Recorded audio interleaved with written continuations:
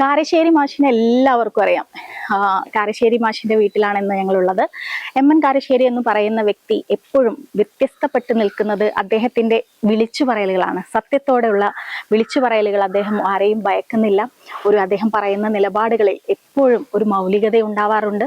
ഈ ഇരുണ്ട കാലത്ത് സമൂഹത്തെ വളരെയധികം ഗൗരവമേറി നിരീക്ഷിക്കുന്ന ഒരു എഴുത്തുകാരനും പ്രഭാഷകനും അതിലുപരി സാംസ്കാരിക പ്രവർത്തകനുമാണ് എം എൻ കാരശ്ശേരി എന്ന് പറയുന്ന വ്യക്തി. എം എൻ കാരശ്ശേരി എന്ന് പറയുന്ന വ്യക്തിയുടെ കൂടെയാണ് ഇന്ന് മാസ് മീഡിയ ഉള്ളത്. അദ്ദേഹത്തിന്റെ ജീവിതം, അദ്ദേഹത്തിന്റെ രാഷ്ട്രീയം, അദ്ദേഹത്തിന്റെ എഴുത്ത്, നമുക്ക് അതിലൂടെയൊക്കെ ഒന്ന് സഞ്ചരിക്കാം.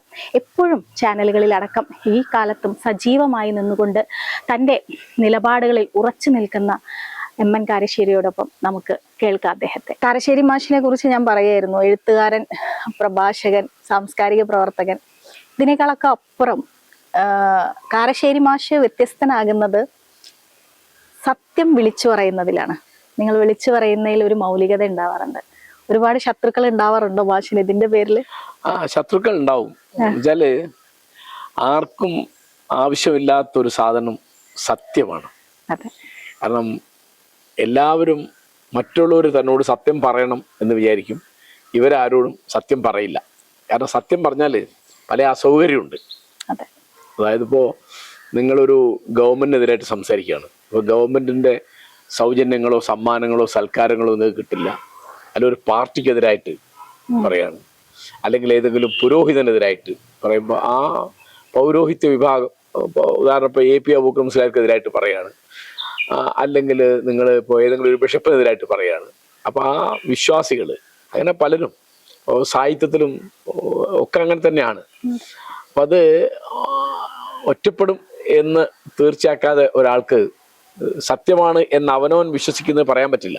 ഇപ്പം ഞാൻ പറയുന്നത് സത്യമാണ് എന്ന് എനിക്ക് ശഠിക്കാൻ പറ്റില്ല. സത്യമാണ് എന്ന് ഞാൻ മനസ്സിലാക്കിയത് ചിലപ്പോൾ നമ്മൾ മനസ്സിലാക്കിയ തെറ്റുണ്ടാവും.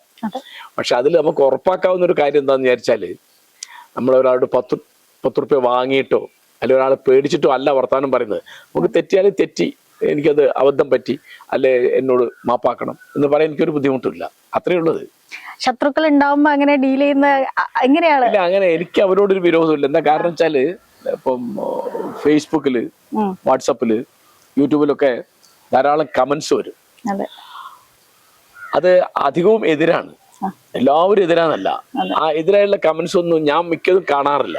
കാരണം അത് നോക്കാൻ എനിക്ക് നേരല്ല. പിന്നെ അത് എനിക്കൊന്നും പഠിക്കാനില്ല. കാരണം അവര് പക്ഷപാതം കൊണ്ട് പറയുന്ന. കാരണം അവരിപ്പോ എന്തിനാ തെറി പറയുന്നത്? അവർക്ക് വാദങ്ങൾ ഇല്ലാത്തതുകൊണ്ടാ. മറുപടി ഉണ്ടെങ്കിൽ മറുപടി പറഞ്ഞാൽ മതിയല്ലോ. ഇപ്പൊ ഞാൻ ആരും തെറി പറയുന്നില്ല. എന്നെ തെറി പറയാൻ ആർക്കും സ്വാതന്ത്ര്യം ഉണ്ടെന്നാണ് എന്റെ അഭിപ്രായം. കാരണം തെറി പറഞ്ഞ അതിന്റെ അർത്ഥം ആ പറഞ്ഞവൻ തോറ്റു എന്നാ. തോറ്റവന്റെ ആയുധമാണ് തെറി. മറ്റു അവർക്ക് മറുപടി പറഞ്ഞാൽ മതിയല്ലോ. ഞാൻ എന്തെങ്കിലും ഇപ്പോ മുഖ്യമന്ത്രിക്കെതിരായിട്ടോ പ്രതിപക്ഷ നേതാവിനെതിരായിട്ടോ അല്ലെങ്കിൽ ഏതെങ്കിലും ഒരു പ്രത്യേക പാർട്ടി നേതാവിനെതിരായിട്ടോ അല്ലെങ്കിൽ ഏതെങ്കിലും ഒരു പ്രത്യേക മതവിഭാഗത്തിന്റെ പുരോഹിതനെതിരായിട്ടോ ഞാൻ വല്ലതും പറയുമ്പോൾ അവർക്ക് ഇതിന് മറുപടി പറഞ്ഞാൽ മതി. മറുപടി പറയാതെ തെറി പറയുന്നത് എന്താ അതിനർത്ഥം? മറുപടി ഇല്ല എന്നാണ്. അപ്പൊ അവര് തോറ്റു എന്നാണ്. അപ്പൊ എനിക്ക് അതിൽ വിഷമിക്കാനൊന്നുമില്ല. പിന്നെ ഞാൻ ഇത് ഷഹനാസ് വിചാരിക്കണവരെയല്ല. ഇപ്പം ഇത്തരത്തിലുള്ള പ്രതികരണങ്ങളും പ്രതിഷേധങ്ങളും പ്രതിരോധങ്ങളും ഒക്കെ നിങ്ങൾ കാണുന്നപ്പോഴാ ഈ നവമാധ്യമങ്ങളിലാണ്, അല്ലെങ്കിൽ ഇപ്പൊ TV-യിലാണ്. ഇതിനൊക്കെ എത്രയോ മുമ്പ് ഞാനിത് തുടങ്ങി. അതായത് ഇപ്പോ ഞാൻ അങ്ങനെയൊക്കെ സംസാരിക്കാൻ തുടങ്ങിയത് 1970-ലാണ്. അന്ന് ഇസ്ലാം ആൻഡ് മോഡേൺ സൊസൈറ്റി എന്നൊരു സാധനം കോഴിക്കോട് ഉണ്ടായിരുന്നു. എൻ്റെ അയൽക്കാരനും എനിക്ക് വളരെ ഗുരുസ്ഥാനത്തുള്ള ആളുമായ NP മുഹമ്മദ് ആയിരുന്നു അതിന്റെ നായകൻ. ആ കൂട്ടത്തില് PNM കോയട്ടി ഉണ്ടായിരുന്നു, ചേകനൂർ മൗലവി ഉണ്ടായിരുന്നു, മൂസായ ബേക്കർ ഉണ്ടായിരുന്നു, ഡോക്ടർ ഉസ്മാൻ കോയ ഉണ്ടായിരുന്നു, അങ്ങനെ MA പക്കർ കോയ, സലാം കാരശ്ശേരി, പിന്നെ പലരും. അതിൽ പ്രധാനപ്പെട്ട ഒരാള് പ്രൊഫസർ ബഹാവുദ്ദീൻ അതായിരുന്നു അതിന്റെ പ്രസിഡന്റ്. അതിന്റെ തലച്ചോറ് NP ആയിരുന്നു. അപ്പൊ അതെന്താ വെച്ചാല് മുസ്ലിങ്ങളുടെ കർമ്മശാസ്ത്ര വിധിക്കാണ് ശരീഅത്ത് എന്ന് പറയാം. അതിനകത്ത് പലതരത്തിലുള്ള അന്യായങ്ങളും അനീതികളും ഉണ്ട്. ഉദാഹരണം പറഞ്ഞാൽ ഇപ്പം മകന് കിട്ടുന്നതിന്റെ പകുതിയെ മകൾക്ക് സ്വത്ത് കിട്ടുള്ളൂ, ഒരു ഉദാഹരണം പറയാം. അല്ലെങ്കിൽ ബഹുഭർത്തൃത്വം തെറ്റാണ്, ബഹുഭാര്യത്വം ശരിയാണ്. ആ ബഹുഭർത്തൃത്വം തെറ്റാണെങ്കിൽ ബഹുഭാര്യത്വം തെറ്റായിരിക്കണം. ഇങ്ങനെയൊക്കെ പറഞ്ഞു തുടങ്ങിയപ്പോ ഞാനന്ന് BA ഫസ്റ്റ് ഇയറിന് പഠിക്കുക. അപ്പൊ അന്ന് ലേഖനം എഴുതാനോ പ്രസംഗിക്കാനോ ഒന്നും ആയിട്ടില്ല. ഞാൻ പ്രസംഗമൊക്കെ കുറച്ചെന്നുണ്ട്. അന്ന് ശരീരത്തിനെ പറ്റിയുള്ള പ്രസംഗമൊന്നുമില്ല. അക്കാലത്തെ ഞാൻ ഈ എതിര് കേൾക്കുന്നതാ. പിന്നെ അത് 84-86 കാലത്ത് കേരളത്തിലെ പ്രസിദ്ധമായ ശരീഅത്ത് വിവാദം വന്നു. EMS ആണ് ഇതിന്റെ പ്രധാനപ്പെട്ട ഒരാള്.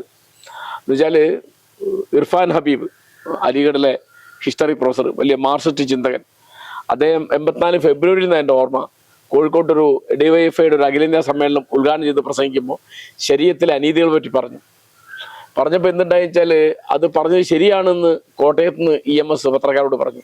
തിരുവനന്തപുരത്തു നിന്നും അദ്ദേഹം അത് ആവർത്തിച്ചു. അങ്ങനെയാണ് ശരീഅത്ത് വിവാദം തുടങ്ങുന്നത്. ആ സമയത്ത് ഭീമാപ്പള്ളിയിൽ സുലേഖ ബീവി എന്നൊരു സ്ത്രീക്കെതിരായിട്ട് വലിയ അന്യായം, അവർ 100 അടി അടിക്കാനൊക്കെ തീരുമാനിച്ചു. പള്ളി കമ്മിറ്റി അത് കോടതിയിൽ പോയി, നിയമസഭയിൽ വന്നു. അങ്ങനെ അത് കത്തിപ്പടരുന്ന്. അതിൻ്റെ ഇടയ്ക്കാണ് ഇവൻ 85 ഏപ്രിലിൽ ഷാബാനു കേസിന്റെ വിധി വരുന്നത്. അപ്പൊ ഷാബാനു കേസിന്റെ വിധി വരുമ്പോഴാണ് ഞാൻ ആ ആളുകൾ വളരെ ശ്രദ്ധിച്ചൊരു ലേഖനമാണ് ഉമ്മമാർക്ക് വേണ്ടി ഒരു സങ്കട ഹർജി എന്നുള്ള ലേഖനം മാതൃഭൂമി ആഴ്ചയിൽ എഴുതുന്നത്. അത് ഒരു കൊല്ലം നീണ്ടുന്ന ചർച്ചയൊക്കെയാണ്. കേരളം മുഴുവൻ ചർച്ചയായി, വലിയ ബഹളാണ്. അത് പിന്നീട് വളരെ കാലം കഴിച്ചിട്ട് 2008 DC ബുക്സ് എൻ്റെ ആ ലേഖനം ഉൾപ്പെടുന്ന അത്തരം ലേഖനങ്ങളുടെ സമാഹാരം ഉമ്മമാർക്ക് വേണ്ടി ഒരു സങ്കട ഹർജി പുസ്തകമായിട്ട് ഇറക്കുന്നത്. അപ്പൊ 85 തന്നെ എനിക്കുള്ള ഒരു മറുപടി എന്താണെന്നറിയോ? എനിക്ക് ഇസ്രായേലിൽ നിന്ന് പണം വരുന്നുണ്ടെന്നാ. അന്ന് എന്റെ പേര് ജൂതക്കുട്ടി എന്നായിരുന്നു. ഇപ്പൊ അതൊന്നും പറയുന്നില്ല. എനിക്കിപ്പോ ഇസ്രായേലിൽ പണം വരുന്നാരും പറയില്ല. അന്നേ ഞാൻ അതൊക്കെ കേട്ടതാ. അതുകൊണ്ട് എനിക്കൊന്നും ഒരു പുതുമയില്ല. പഠനത്തെ കുറിച്ച് പറഞ്ഞപ്പോഴാണ് MN കാരശ്ശേരി എന്ന് പറയുന്ന വ്യക്തി അറബിക് മലയാളം റിസർച്ച് നടത്തി. അറബി മലയാളം എന്ന് പറയുന്നത് എന്താ വെച്ചാല് കേരളത്തിൽ മാത്രമല്ല ലക്ഷദ്വീപിലും മലയാളികളായ മുസ്ലിങ്ങള് പരിഷ്കരിച്ച അറബി ലിപിയിൽ മലയാളം എഴുതും. അങ്ങനെ ഒരു അറബി മലയാളം എന്നൊരു ലിപി സമ്പ്രദായം ഉണ്ട്. അതിലുള്ള ഒരു സാഹിത്യ ശാഖയുണ്ട്, അറബി മലയാള സാഹിത്യം എന്നതിന് പറയാം. അതിലെ പദ്യ വിഭാഗമാണ് മാപ്പിളപ്പാട്ട് എന്നറിയപ്പെടുന്നത്. അതിൽ ഗദ്യവിഭാഗത്തെ പറ്റി പൊതുവെ അങ്ങനെ അറിയില്ല. അപ്പൊ എൻ്റെ PhD പ്രബന്ധത്തിന്റെ വിഷയം എൻ്റെ ഗൈഡ് സുമർ അഴിക്കോട് മാഷായിരുന്നു.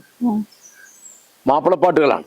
അപ്പൊ മാപ്പിളപ്പാട്ടുകളെ പറ്റി പഠിക്കാൻ വരുമ്പോൾ സ്വാഭാവികമായിട്ടും പ്രധാനപ്പെട്ട കഥാപാത്രം മോയിൻകുട്ടി വൈദ്യരാണ്. പിന്നെ അതുമായിട്ട് ബന്ധപ്പെട്ട് ധാരാളം അറബി മലയാള ഗദ്യകൃതികൾ എനിക്ക് നോക്കേണ്ടി വന്നിട്ടുണ്ട്. അപ്പൊ അത് ഞാൻ എൻ്റെ PhD പ്രബന്ധത്തിന്റെ ഭാഗമായിട്ട് ഞാൻ പഠിച്ചിട്ടുണ്ട്.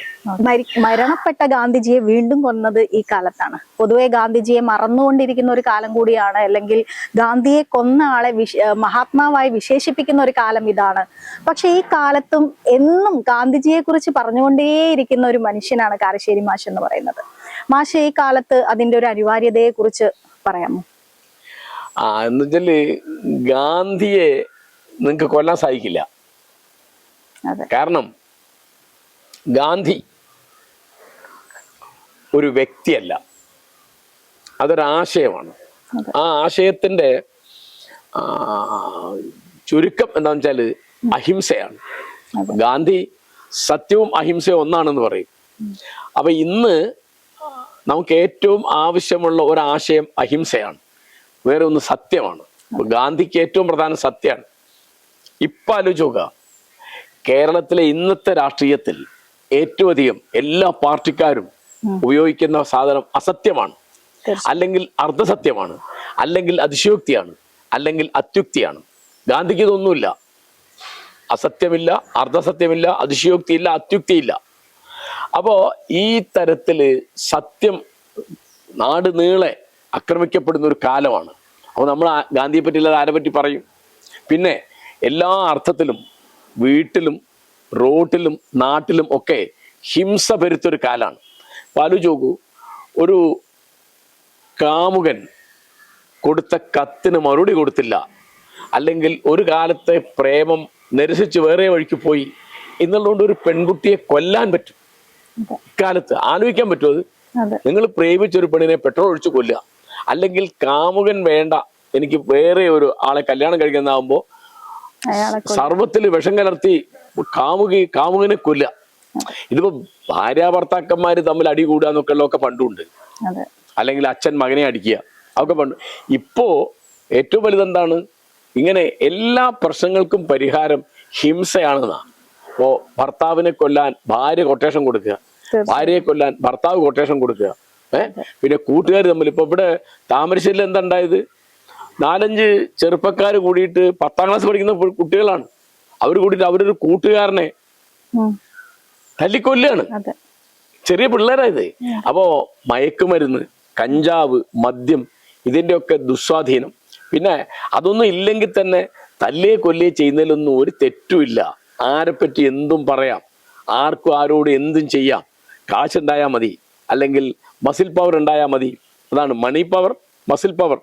ഇത് രണ്ടിനുമാണ് മേൽക്കൈ എന്ന് വരുന്നൊരു കാലത്ത് എന്നെപ്പോലെ ഒരാള് ഗാന്ധിയെ പറ്റി അല്ലാതെ ആരെ പറ്റി സംസാരിക്കും? തീർച്ചയായും. കാരണം ഇതില്ലാത്ത ഒരാള് ഗാന്ധിക്ക് ബാങ്ക് അക്കൗണ്ട് ഇല്ല.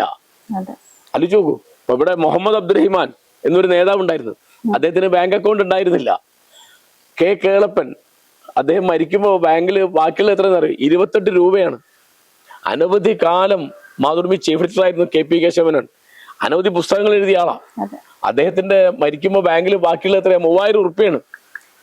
ഇതൊക്കെയാണ് ഞങ്ങള് കേട്ടും കണ്ടും വളർന്നത്. അപ്പൊ ഇന്നിപ്പോ പണത്തിന്റെ ഒഴുക്ക്, പ്രത്യേകിച്ച് രാഷ്ട്രീയമൊക്കെ വെറും ധനാധിപത്യമായിട്ട് മാറി, ജനാധിപത്യം മാറിയിട്ട് എല്ലാ പാർട്ടിയിലും ഏറ്റവും വലിയ മേൽക്കൈ കിട്ടുന്ന ആർക്കാണ്? പണക്കാർക്കാണ്. പണമില്ല എങ്കിൽ നിങ്ങൾ പിന്നെ നേതൃത്വത്തിലില്ല. ഒന്നും വേണ്ട, VM സുധീറിന്റെ കാര്യം ആലോചിച്ചു, അല്ലെങ്കിൽ മുല്ലപ്പള്ളി രാമേന്ദ്രന്റെ കാര്യം ആലോചിച്ചു, അല്ലെങ്കിൽ അഹമ്മദ് കബീറിന്റെ കാര്യം ആലോചിച്ചു. ഞാൻ എല്ലാ പാർട്ടിയിലും ഉണ്ട് ഇത്. അഹമ്മദ് കബീറിന് എന്താ കുഴപ്പം? കാശില്ല, കാശുണ്ടാക്കാൻ അറിയില്ല. അല്ലെങ്കിൽ സുധീറിന് എന്താ പ്രശ്നം? കാശില്ല, കാശുണ്ടാക്കാൻ അറിയില്ല. അദ്ദേഹം നന്നായിട്ട് പ്രസംഗിക്കുന്നു, നന്നായിട്ട് പ്രവർത്തിക്കുന്നു. ഇപ്പൊ മുല്ലപ്പള്ളി നല്ല KPC പ്രസിഡന്റ് ആയിരുന്നില്ലേ? അദ്ദേഹത്തെ ആർക്കും വേണ്ടാതായത് എന്തുകൊണ്ടാ? മുല്ലപ്പള്ളിയുടെ കയ്യിൽ പൈസ ഇല്ല, പൈസ ഉണ്ടാക്കാൻ മുല്ലപ്പള്ളിക്ക് അറിഞ്ഞും കൂടാ. മനസ്സിലായോ? അങ്ങനെ എല്ലാ പാർട്ടിയിലും ഉണ്ട് ഇങ്ങനത്തെ ആളുകൾ. എല്ലാ പാർട്ടിയിലും ഉണ്ട്. എല്ലാ പാർട്ടിയിലും അഴിമതിക്കാരുണ്ട്, എല്ലാ പാർട്ടിയിലും അഴിമതി ഇല്ലാത്തവരുണ്ട്. പക്ഷെ എല്ലാ പാർട്ടിയിലും അഴിമതി ഇല്ലാത്തവരുടെ എണ്ണം കുറവും അഴിമതിയുടെ എണ്ണം കൂടുതലുമാണ്. നമുക്കിപ്പോ ഇലക്ഷനാണ്, ഇലക്ഷൻ ചൂടിലാണ് ശരിക്കും പറഞ്ഞാൽ ഈ നാട്ടില് എല്ലാവരും. മാഷ് പറഞ്ഞതുപോലെ അധികാരം ഉപയോഗിച്ച് പല രീതിയിലുള്ള നേട്ടങ്ങൾ ആഗ്രഹിക്കുന്ന നേതാക്കന്മാരാണ് കുറെ ആളുകൾ ഉള്ളത്. ഒട്ടുമിക്ക നേതാക്കന്മാരും അങ്ങനെയാകുന്നു. അപ്പൊ ഇപ്പം ഈ ഇലക്ഷൻ സമയത്ത് സിനിമാ നടന്മാർ മത്സരിക്കുന്നു, അതല്ലെങ്കിൽ എഴുത്തുകാർ മത്സരിക്കുന്നു. ഇതിനെ കുറിച്ചൊക്കെ എന്താണ് മാഷിന്റെ അഭിപ്രായം? അല്ല, അവരൊക്കെ രംഗത്ത് വരട്ടെ. അതായത് സിനിമാ നടന്മാരോ എഴുത്തുകാരോ ഒക്കെ രംഗത്ത് വരുന്നത് പുതിയ കാര്യമല്ല. ഇപ്പോ പണ്ട്, ഇപ്പോ പഴയ കഥയാണെങ്കിൽ അഴീക്കോട് മാഷ് 62-ൽ മത്സരിച്ചിരുന്നു, SK പൊറ്റക്കാടിനോട് തോറ്റു. ONV കുറുപ്പ് നേരത്തെ മത്സരിച്ചിരുന്നു, അദ്ദേഹം തിരുവനന്തപുരം ലോക്സഭാ മണ്ഡലത്തിൽ തോറ്റു. സാനു മാഷ് എറണാകുളത്ത് മത്സരിച്ചിരുന്നു, നിയമസഭാ മണ്ഡലത്തിൽ അദ്ദേഹം ജയിച്ചു. അങ്ങനെ എഴുത്തുകാർ മത്സരിക്കുക. അപ്പോ രാമുകരായിട്ട് മത്സരിച്ച് ജയിച്ചിരുന്നു, അകത്തവണ നിയമസഭ കൂടിയില്ലാന്നേ ഉള്ളൂ. അപ്പോ നടന്മാര് പണ്ടുണ്ട്. അപ്പം നടന്മാര് മത്സരിക്കാൻ പാടില്ല നടന്മാരിൽ മത്സരിക്കണമെന്നോ ഞാൻ പറയില്ല. പക്ഷെ നമ്മുടെ നിയമസഭയിൽ എഴുത്തുകാരും നടന്മാരും ഒക്കെ ഉണ്ടാവട്ടെ. പക്ഷെ അവര് വെറും നടന്മാരായിരുന്നാ പോരാ, നടന്മാരായിരിക്കെ തന്നെ അവര് നിയമസഭാ അംഗം എന്നുള്ള നിലയ്ക്ക് ഉത്തരവാദിത്വം നിറവേറ്റിയോ? ഇപ്പൊ മുകേഷ് അങ്ങനെ ഒരു മെമ്പർ ആയിരുന്നോ? അല്ലാന്നാണ് എന്റെ തോന്നല്. കാരണം അദ്ദേഹം പിന്നെ കൊല്ലത്ത് ലോക്സഭയിലേക്ക് മത്സരിച്ച് തോറ്റുപോയല്ലോ. അപ്പോ ഇന്നസെന്റ് അദ്ദേഹം നല്ല നടനാണ്, പക്ഷെ അദ്ദേഹം നല്ല MP ആയിരുന്നോ? അല്ലാന്നുള്ളതിലേക്ക് തെളിവാണ് അടുത്ത തവണ അദ്ദേഹം തോറ്റുപോയത്. അപ്പൊ നിങ്ങൾ നല്ല MLA ആയിരിക്കുകയും കൂടി വേണം. നല്ല നടന്മാര് ഇപ്പോ ലീലാകൃഷ്ണൻ മത്സരിക്കുന്നുണ്ട് തൃശ്ശൂര്, പിന്നെ പാലക്കാട് രമേഷ് പിഷാരടി മത്സരിക്കുന്നുണ്ട്. രണ്ടാളും എന്റെ സുഹൃത്തുക്കളാണ്. അപ്പോ അവര് ഭിന്ന മുന്നണികളിലാണ്. അപ്പം നടന്മാര്, എഴുത്തുകാര്, അധ്യാപകര്, പത്രപ്രവർത്തകര്, ചിത്രകാരന്മാരൊക്കെ ഈ രംഗത്ത് വരണം എന്ന് ഞാൻ പറഞ്ഞത്. അപ്പൊ പണ്ടാണെങ്കിൽ മഹാത്മാഗാന്ധി പ്രസിഡന്റായി കഴിഞ്ഞാൽ അടുത്ത കൊല്ലം പ്രസിഡന്റായത് ആരാ? സരോജിനി നായിഡുവാ. അവർ എഴുത്തുകാരിയാണ്. ഇപ്പൊ ജവഹർലാൽ നെഹ്റു സ്വയം ഒരു എഴുത്തുകാരനാണ്. അബുൽ കലാം ആസാദ് വലിയ എഴുത്തുകാരനാണ്. ഗാന്ധി ഇതിനേക്കാളൊക്കെ വലിയ എഴുത്തുകാരനാണ്. ഗാന്ധി എഴുതിയ 1,00,000 പേജാണ്. അപ്പൊ അവരൊക്കെ എഴുത്തുകാരും കൂടിയാണ്. അപ്പൊ ഇവിടെ പല ആളുകൾ, ഇപ്പൊ KP കേശവനൻ അദ്ദേഹം കോൺഗ്രസിന്റെ നേതാവായിരുന്നു, എഴുത്തുകാരനാണ്. മൊയ്തു മൗലവി കോൺഗ്രസിന്റെ നേതാവാണ്, എഴുത്തുകാരനാണ്. CH മുഹമ്മദ് കോയ മുസ്ലിം ലീഗിന്റെ നേതാവാണ്, പത്രപ്രവർത്തകനാണ്, എഴുത്തുകാരനാണ്. അങ്ങനെ എഴുത്തുകാർ ഒരുപാട് ആളുകൾ നേരത്തെ തന്നെ ഉണ്ട്.